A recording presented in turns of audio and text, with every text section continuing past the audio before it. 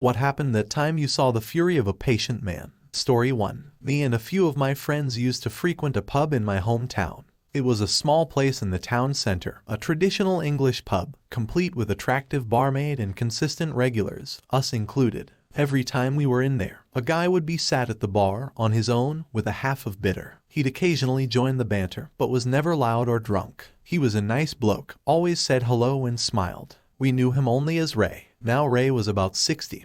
But fit, not big, just a normal-looking guy, a few forearm tattoos, pretty standard for the north of England in the 90s. One Saturday afternoon, me and 4 of my friends were having our usual couple of drinks, as it was Saturday there was a football match on. 3 away fans walk into the pub, already a brave move, but this is a friendly place.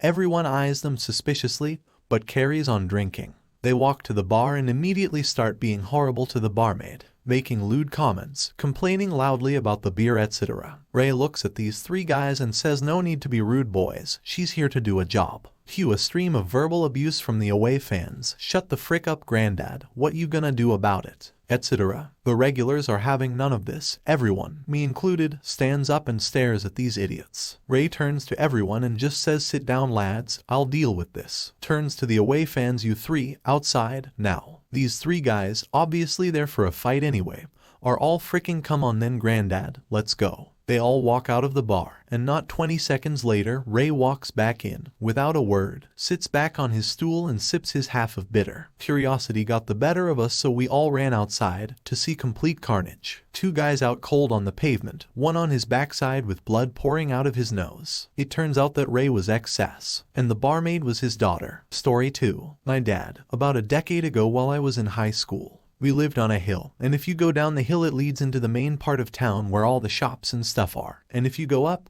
over the other side it's where a lot of the bars and clubs are. It's quicker to go over than around, obviously. Back then my parents each had a car instead of sharing one, and only one space in the garage, and drunk idiots were constantly damaging Mum's car. Well, one night Dad happened to have a day off fall on the weekend, and he could hear a group of drunk people walking up the road, so he gets up, goes out the front door and just waits near the front lawn, watching. They're being loud and pushing each other around. Mum's worried as frick and comes to get me because she doesn't want him to get hurt by some drunk idiot, and I go out to see what he's doing. They end up pushing each other around more, and one bumps into the car, is leaning on it, and the hood of the car. Dad tells them to get away from it. They start taunting him, so he walks closer toward them, and one of the little bastards clean smashes the side mirror off while laughing at him. Dad is a 6'8" ex-basketballer, basically is just all around freaking huge and is small man bait on a normal day. Dad hit him straight in the jaw, and you could see as his jaw completely broke. Guy is immediately screaming and bawling his eyes out at the same time, while his friends pick him up and run away. Never heard from them again or got in any trouble for it. Dad just went back inside and watched TV. Story 3. I know a guy who is a sprinter cyclist and has been doing that stuff for over a decade. He's not jacked in the traditional sense but has massive legs from the cycling.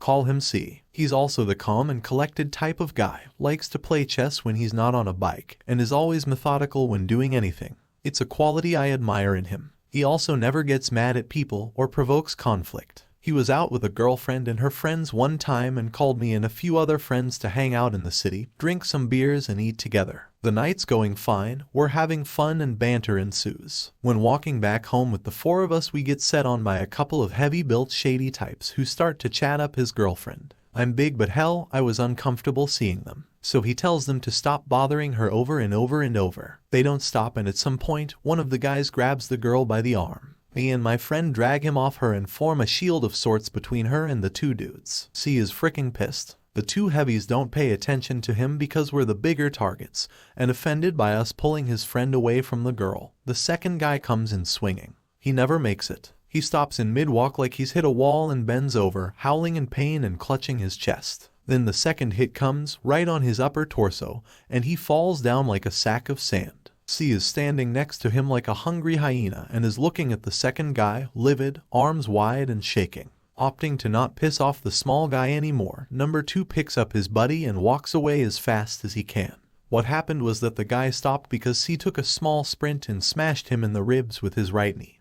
Then again from the ground as the meat slab was bent over. The hits were brutal. He'd learned that from Muay Thai classes. The move is similar to the one seen here, minus leg grab. Hey guys, are you enjoying the video? If so, please like and subscribe, as it really helps out the channel. Anyways, back to the stories. Story 4. My little brothers are twins, fraternal. M is emotional, high-strung, and always getting himself in trouble because he can't keep his mouth shut. P is the exact opposite, very calm, very rational, very quiet. At the time of this story, they were about 10. We lived across the street from the elementary school, and I was out of school, so I'd often chill on the front porch with a book and keep an eye on the kids across the street. One day, I hear M's voice start to spin up. I look up and he's facing down some kid, red in the face and about a step from swinging or crying. I'm not sure which. I get up and start to head over, and I've just stepped onto the grass across the street when M's antagonizer says, quite clearly, your birth certificate was an apology letter from the abortion clinic. The twins know what an abortion is. M goes silent, shocked and hurt, and tears start to well up in his eyes. I'm furious, but before I can say anything, here comes P with a flying punch straight to the side of this kid's head. Knocked him right on the ground. M is shocked out of his tears and flabbergasted over watching a 10-year-old perform an absolutely beautiful airborne sucker punch. P stands over the kid, practically snarling until I make it up to them. The kid sees P is distracted by me walking up and takes off. I march the twins back home. I'm kinda proud of you, dude, I tell P, sticking up for your brother like that. P gives me the flattest look I have ever seen on a child.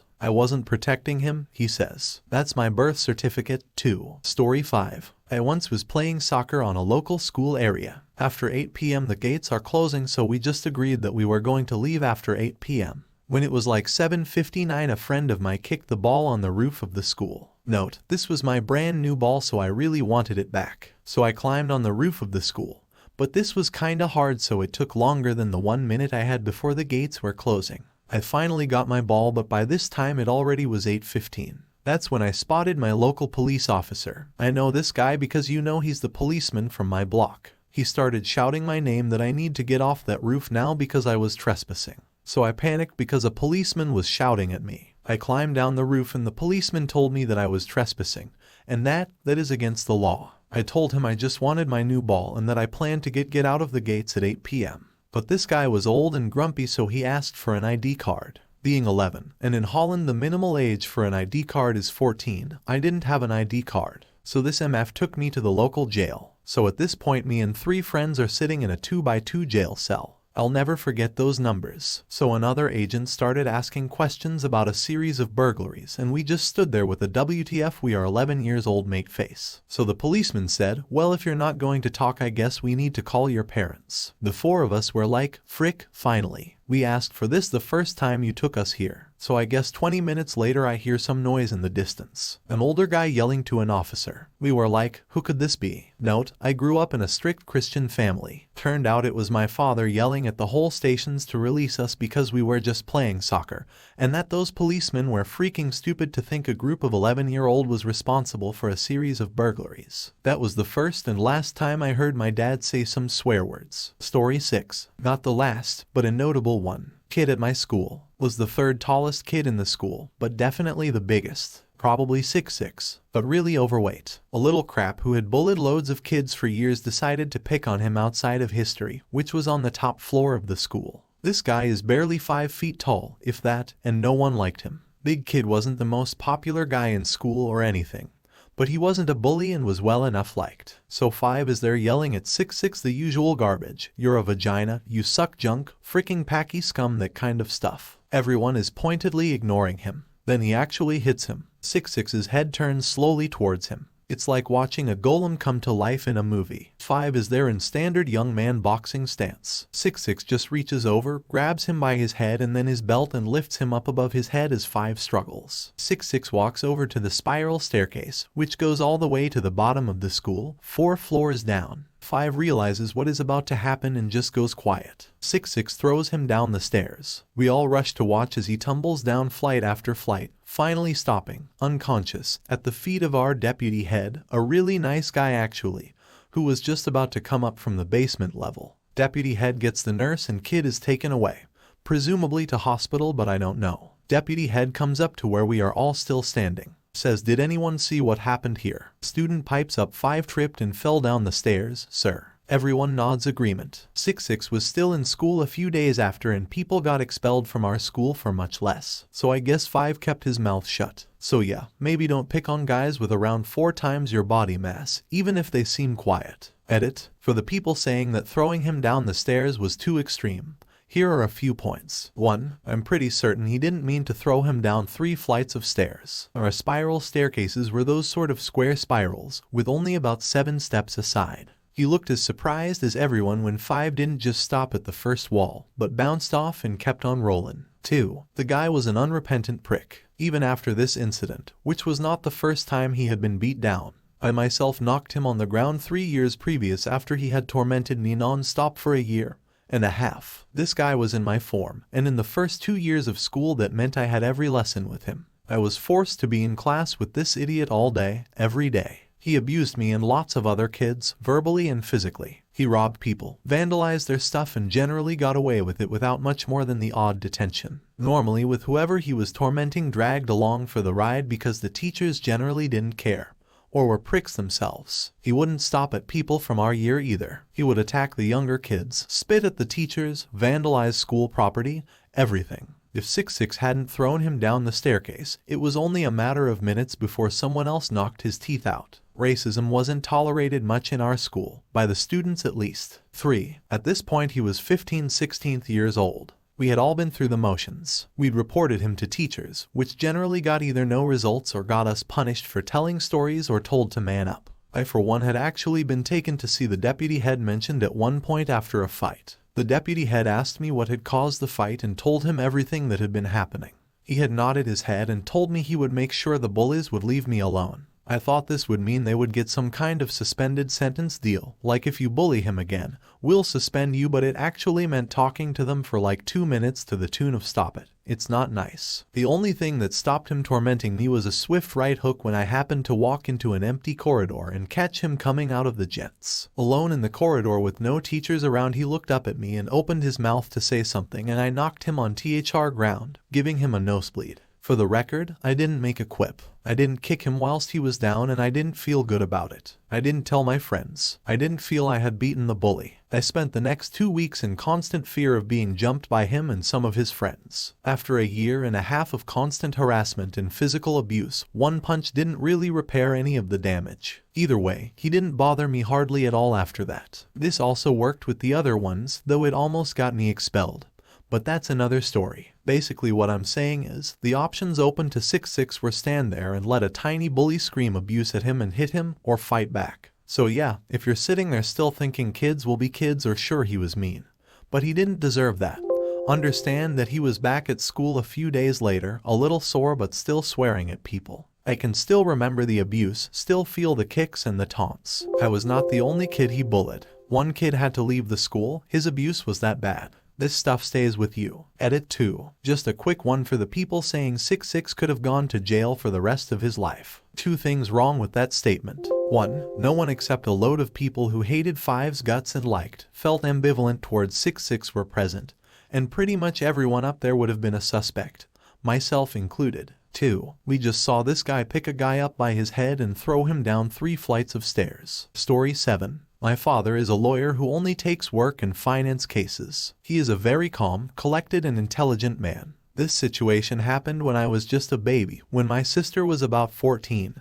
Anyway, she was coming home from volleyball practice one day, and there was a construction on the street we lived in. One of the construction workers started whistling and calling her cutie and babe and started walking towards her. Sis started walking faster, but he caught up and tried to grab her, so she dropped her backpack and ran home. When she got there, she told my mom and dad about it. My mom said dad spent some 5 minutes making sure my sister was okay, then told mom, "Stay here taking care of her, I'll be right back." So he goes out to the street, machete in hand, ready to turn that fricker into 9 different pieces of fricker. Story goes he got a cut in on the guy before some 5 other dudes managed to hold him back. Police was called and the construction worker was arrested. Before I heard the story, I never knew my dad had such a side to him. Edit. Some people asked about dad not receiving punishment for attacking the guy. The construction worker was charged and convicted with attempted assault of a minor. Dad was charged and convicted with assault. Though due to the attenuating circumstances of his daughter being really shaken up, I didn't mention it because it didn't seem too important. but my mom says sis was crying quite a lot, the accused still being nearby. The fact that he would return near our home pretty much every day since he worked there. And his injury was pretty minor. It was a cut in the thigh, not deep enough to have split a muscle. Dad only got some community service hours, anger management therapy, and 1-year probation. Story 8. My dad has always been kind and fairly quiet, not shy by any means, but certainly more of an introvert. At the time this happened, he was 6 feet tall and maybe 190 pounds. I should preface this by saying I grew up in a small town. Everyone went hunting or shooting, and gun safety was something kids were taught from a young age. We lived at the end of a T intersection, such that our house faced down the stem of the T. At the bottom of that stem lived a dog. This dog got out a few times and terrified my sister, who was probably about 7 or 8. It also chased our cat, who climbed the exterior of our front door. When I opened the door to see what the commotion was, the cat fell on my head. Scared cats, with claws, falling on the head of a 6-year-old. Not something you'd like to experience for anyone curious. Anyway, one day the dog gets out again. My sister runs home in tears, terrified of this big dog. My dad decided enough was enough. On that hot summer day, he got himself a glass of iced tea. He put his .357 revolver in his shoulder holster and his .44 Ruger Redhawk in his hip holster. He pulled out a lawn chair, grabbed a book, and sat in our driveway. With a clear view of the house with the dog, he waited until the owner came home. Hours passed. My mother checked on him frequently, refilling his iced tea as needed. When the guy got him, my dad walked down the street. He knocked on the guy's door and told him, quite plainly, that, the next time that damn dog gets out, I'm going to shoot the dog, and then I'm going to shoot you. The fence was promptly fixed, and the dog never chased my sister again. Story 9. I like to think I'm a really patient person. I'm a super duper people pleaser and will take a lot of flack from people to preserve the peace. My sister and I growing up were polar opposites. The smallest thing would set her off, which caused a lot of strife in our family. After years of her blind rages, which usually ended up with me grievously injured, I moved out, got married, and eventually had a kid. Now, my husband is in the military and deployed to Afghanistan when my kid was 1.5 years. To make things easier on me, I moved back in with my parents while he was gone. It didn't take long for my sister to slip back in her brutal manic ways, but she wisely left my kid alone. Until she didn't. I'm driving home from the store, kid in the back, sister up front with me. She's in one of her special moods. Something I did may have set her off, who knows. It culminates in her screaming what a crap mom I am. What a horrible person my spouse is. We are awful and our kid is going to be taken away by CPS. I say something like, no one has any reason to take my kid away from me, etc., etc. She gets this super dark look on her face and says, oh, Candid, I know when you went out for a night with your friends that you smoked weed. I'm going to call the cops and tell them you're an unfit mom. Well, no, you're not. We pulled into my parents' driveway. She ran into the house. I got my kid out of his seat, handed him to my mom, and told her to leave. She did. My sister comes out swinging. Took her down with 2 hits, went into the garage, grabbed a bat, stood over her and told her if she ever threatened me, my kid, or my spouse again, then I wouldn't give her the opportunity to get back up. She apologized. We've moved on. Story 10. It wasn't something that I saw, but something I was part of. I was the patient man. First, the scene. I came from a large family of 7 siblings and my parents. I was 17 when this happened, and by then the family was just 3. Me, my sister, and our mother. I don't talk much, and only do so when I have something worthwhile to contribute. I'm fairly shy, but approachable. Physically, I'm a small-framed, thin kinda guy. My sister is my opposite. She's loud, dramatic, and can talk for hours without saying a thing. She is a couple inches shorter than I am, but is considerably heavier. She'd always struggled with weight and at this time had about 50 pounds, maybe more, on me. Our mother was 5'0" and weighed maybe 110 pounds. Illness had ravaged her body and left her gaunt. She had recently returned home after a 7-week stay in the hospital. She'd had a massive heart attack that led to a quintuplet bypass procedure. During the recovery, an infection had set into her sternum and it had to be removed. A muscle flap was used to provide some of the protection lost by removal of the sternum. I mention this only because it's relevant to the scene that unfolded. Over the course of our young lives, my sister had developed, perhaps intentionally cultivated since she seemed to delight in it, an intensely violent approach to things and would react accordingly at the slightest bit of frustration. I am the opposite, the quiet one that lets things be as they are. The final thing you need to know is that my mother and I were very close. We weren't just mother and son, we were good friends and I was fiercely protective of her. So, she's freshly home from this incredible ordeal. I'm in my room messing about online when I hear this almost primal scream. Help me. It was our mother. I run out into the living room and I see my sister pinning our frail, ill mother to the wall and aiming a fist directly at that incision. It's the only time in my life that I've been violent, and the only time I've been enraged enough to black out. I felt a hot sensation from within and I couldn't control it. All of the years of frustration, the chaos of our childhood, the death of nearly everyone in the family, the years of bullying over everything from my hair color to my sexuality, it all exploded in a furious rage. All of it directed at my sister. I don't know how long the exchange lasted, and I don't know exactly what I did moment to moment. The next memory I have of that day is of being in the back of a police car in handcuffs. I asked why I was in cuffs and the only thing the officer said was safety. I sit there a while as they secure everyone and then they proceeded to interview me, my sister, our mom. After verifying the details and order of events they let me go. I had acted in the defense of another, specifically one who could not defend themselves. As I was being ushered back into the house to our mom, my sister was being loaded into an ambulance. She came back home a week later and our relationship has never recovered from that horrible day 18 years ago. Hey guys, just found out you watched till the end. That is awesome. Also, don't forget to like and subscribe to the channel for more awesome stories.